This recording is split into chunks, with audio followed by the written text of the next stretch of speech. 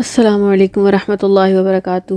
اس سے پہلے جو ہم نے 2 رکوع پڑھے ہیں طالوت اور جالوت کی جنگ کے واقعات تھے جن میں، تو اس میں بتایا جا رہا تھا کہ اب غزوہ بدر کے لیے ذہنی اور نفسیاتی تیاری ہو رہی ہے مسلمانوں کی۔ غزوات کے لیے جہاں سرفروشی کی ضرورت ہے وہاں انفاق مال بھی ناگزیر ہے، چنانچہ اب یہاں بڑے زوردار انداز میں انفاق مال کی طرف توجہ دلائی جا رہی ہے۔ جیسا کہ پہلے بتایا جا چکا ہے آپ کو کہ سورہ بقرہ کی جو آخری نصف حصہ ہے اس کے اندر 4 مضامین کی تکرار ہے آپس میں، 4 ڈوریاں ہیں جو آپس میں گتھی ہوئی ہیں۔ انفاق مال، قتال، عبادات اور دیگر معاملات ہیں۔ اب ہم اگلا رکوع سٹارٹ کرنے لگے ہیں، 34واں رکوع۔ بسم اللہ الرحمن الرحیم۔ یا ایہا الذین آمنوا انفقوا مما رزقناکم من قبل ان یأتی یوم لا بیع فیہ ولا خلۃ ولا شفاعہ۔ اے اہل ایمان، خرچ کرو اس میں سے جو کچھ ہم نے تمہیں دیا ہے اس سے پہلے کہ وہ دن آ دھمکے جس میں نہ کوئی خرید و فروخت ہوگی، نہ کوئی دوستی کام آئے گی اور نہ کوئی شفاعت مفید ہوگی۔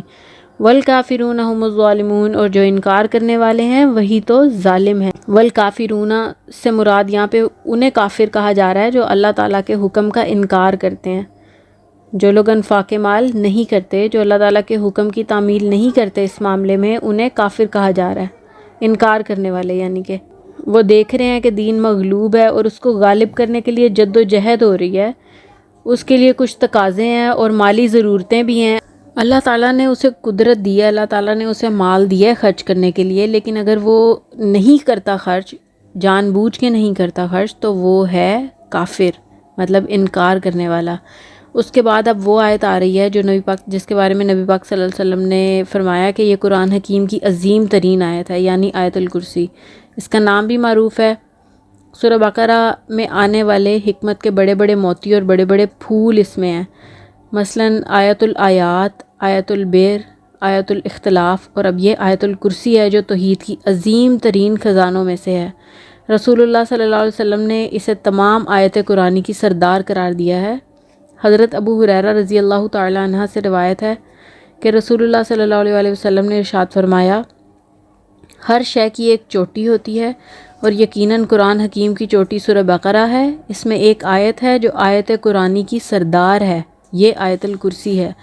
جس طرح آیت البر سورہ عصر میں ایک نسبت ہے کہ اللہ تعالیٰ نے ہدایت اور نجات کی ساری شرائط ایک چھوٹی سی صورت میں جمع کر دی ہیں، جیسے والعصر ان الانسان لفی خسر الا الذین آمنوا وعملوا الصالحات وتواصوا بالحق وتواصوا بالصبر۔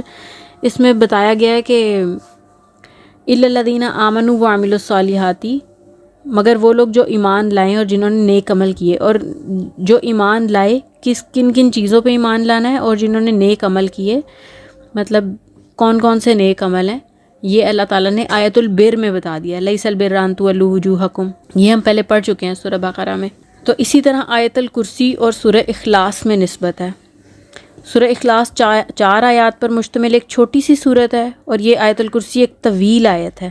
سورہ اخلاص توحید کا عظیم ترین خزانہ ہے اور توحید کے موضوع پر قرآن حکیم کی جامع ترین صورت ہے۔ چنانچہ رسول اللہ صلی اللہ علیہ وسلم نے اسے ثلث قرآن قرار دیا ہے، جبکہ توحید اور خاص طور پر توحید فی الصفات کے موضوع پر قرآن حکیم کی عظیم ترین آیت یہ آیت الکرسی ہے۔ توحید فی الصفات کے موضوع پر، جو اللہ تعالیٰ کی صفات ہیں ان کے موضوع پر قرآن کریم کی جو عظیم ترین آیت ہے وہ آیت الکرسی ہے۔ اللہ لا الہ الا ہو، اللہ وہ معبود برحق ہے جس کے سوا کوئی الہ نہیں۔ الحی القیوم، وہ زندہ ہے، سب کا قائم رکھنے والا ہے، وہ از خود اور بخود زندہ ہے، اس کی زندگی ہماری زندگی کی مانند نہیں ہے۔ جس طرح بہادر شاہ ظفر نے کہا تھا، عمر دراز مانگ کے لائے تھے 4 دن، 2 آرزو میں کٹ گئے 2 انتظار میں۔ اللہ تعالیٰ کی زندگی ایسی نہیں ہے، اس کی زندگی میں کوئی کمزوری نہیں ہے، کوئی احتیاج نہیں ہے، وہ خود اپنی جگہ زندہ جاوید ہستی ہے اور باقی ہر شے کا وجود اس کے حکم سے قائم ہے۔ وہ القیوم ہے، اس کے اذن کے بغیر کوئی شے قائم نہیں ہے۔ سورہ اخلاص میں اللہ تعالیٰ کے لیے 2 الفاظ الاحد اور صمد آئے ہیں۔ وہ اپنی جگہ احد ہے لیکن باقی پوری کائنات صمد ہے۔ اسی طرح وہ از خود حیو ہے اور باقی پوری کائنات القیوم ہے۔ لا تأخذہ سنۃ ولا نوم، نہ اس پر اونگ غالب آتی ہے نہ نیند، لہ ما فی السماوات و ما فی الارض، جو کچھ آسمانوں اور زمین میں ہے وہ سب اسی کا ہے، ہر شے کی ملکیت تامہ اور ملکیت حقیقی اسی کی ہے۔ من ذا الذی یشفع عندہ الا باذنہ، کون ہے جو شفاعت کر سکے اس کے پاس کسی کی مگر اس کی اجازت سے۔ سورہ بقرہ میں اس سے پہلے 3 مرتبہ قیامت کے روز کی شفاعت کا 2 ٹوک انداز میں انکار کیا گیا ہے کہ کوئی شفاعت نہیں۔ یہاں بھی بہت ہی جلالی انداز اختیار کیا گیا ہے، من ذا الذی یشفع عندہ، یعنی کسی کی یہ حیثیت ہے، نہ کسی کا یہ مقام ہے، کسی کو یہ اختیار حاصل ہے کہ وہ اپنی حیثیت کی بنیاد پر اللہ کے حضور کسی کی شفاعت کر سکے، الا باذنہ، ہاں جس کے لیے اللہ اجازت دے دے۔ یہاں پہلی مرتبہ استثناء کے ساتھ شفاعت کا ذکر آیا ہے، ورنہ سورہ بقرہ کے 6 رکوع کی 2 آیت میں ہم الفاظ پڑھ چکے ہیں، ولا یقبل منہا شفاعہ، اور نہ کسی کی طرف سے کوئی شفاعت قبول کی جائے گی۔ اسی طرح 15ویں رکوع کی 2 آیت میں الفاظ ہیں ولا تنفعها شفاعہ، اور نہ اس کو کسی کی شفاعت ہی فائدہ دے گی۔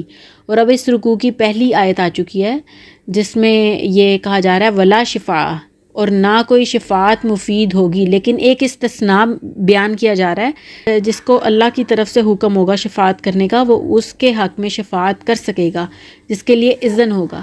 یہ ذرا باریک مسئلہ ہے کہ شفاعت حقہ کیا ہے اور شفاعت باطلہ کیا ہے، اس کے اوپر ہم بعد میں ایک انشاءاللہ پورا لیکچر رکھیں گے۔ یعلم ما بین ایدیہم وما خلفہم، وہ جانتا ہے جو کچھ ان کے سامنے ہے اور جو کچھ ان کے پیچھے ہے۔ عام طور پر دنیا میں ہم کسی کی سفارش کرتے ہیں تو کہتے ہیں ہاں بھائی میں اس شخص کو بہتر طور پہ جانتا ہوں، اصل میں یہ جیسا نظر آ رہا ہے ویسا بالکل نہیں ہے، اور اس کے بارے میں جو معلومات آپ تک پہنچی ہیں وہ حقیقت نہیں ہے، اصل حقائق تو کچھ اور ہیں، میں آپ کو بتاتا ہوں۔ لیکن اللہ کے سامنے یہ بات کون کہہ سکتا ہے، جبکہ اللہ تو جانتا ہے جو کچھ ان کے سامنے ہے اور جو کچھ ان کے پیچھے ہے۔ ولا یحیطون بشیء من علمہ الا بما شاء، اور وہ احاطہ نہیں کر سکتے اللہ کے علم میں سے کسی شے کا بھی سوائے اس کے جو اللہ چاہے۔ باقی ہر ایک کے پاس جو علم ہے وہ اللہ کا دیا ہوا عطائی علم ہے۔ بڑے سے بڑے ولی، بڑے سے بڑے رسول اور بڑے سے بڑے فرشتے کا علم بھی محدود ہے۔ فرشتوں کا قول لا علم لنا الا ما علمتنا، ہم 4 رکوع میں پڑھ کے آئے ہیں کہ یا اللہ ہمیں تو وہی پتہ ہے جو تو نے ہمیں سکھا دیا، ہم تو اس کے علاوہ نہیں جانتے۔ جب انہوں نے حضرت آدم علیہ السلام کو سجدہ کرنا تھا تو انہوں نے اللہ سے کہا تھا، یہ ہم پہلے پڑھ چکے ہیں۔ وسع کرسیہ السماوات والارض، اس کی کرسی تمام آسمانوں اور زمین کو محیط ہے۔